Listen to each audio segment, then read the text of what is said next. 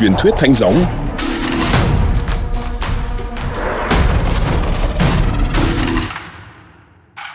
Thuở xa xưa, ở làng Phù Đồng thuộc nước Việt Nam ngày nay, có hai vợ chồng già hiền lành nhưng mãi vẫn chưa có con.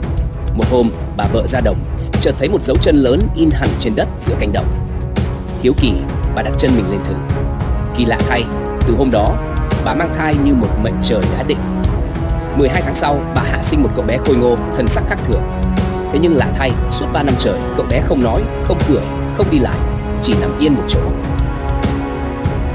Bỗng một ngày, Dã Ân từ phương Bắc ồ ạt tràn vào, khói lửa bao phủ trời Nam, nhà cửa cháy rụi, ruộng đồng tan hoang. Vua Hùng lo lắng, sai sứ giả đi khắp nơi tìm người tài cứu nước. Khi tiếng loa truyền lệnh vang tới làng Phù Đồng, điều kỳ lạ xảy ra. Cậu bé nằm im lặng bấy lâu bỗng bật dậy, ánh mắt rực lửa, giọng nói vang vọng khác thường. Mẹ ơi, gọi sứ giả vào đây cho con. Cậu xin sứ giả tâu lên nhà vua rèn cho ngựa sắt, roi sắt và áo giáp sắt. Kể từ hôm đó, cậu lớn nhanh như thổi, ăn mãi không no, thân hình cường tráng vạm vỡ, hừng hực khí thế.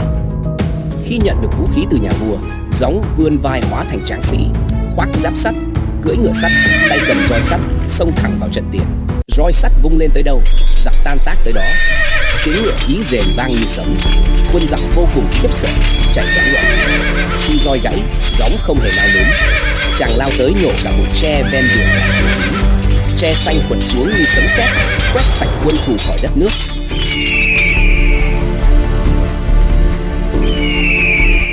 Giặc tan, nhưng Gióng không về triều đình nhận thưởng, mà chàng thúc ngựa phóng lên đỉnh núi Sóc Sơn, cởi bỏ áo giáp, rồi giữa ánh hào quang rực rỡ, chàng bay thẳng lên trời. Vua Hùng nhớ ơn, phong chàng là Phù Đồng Thiên Vương, truyền lập đền thờ để dân chúng ghi nhớ. Trong dân gian thường gọi chàng là Thánh Gióng.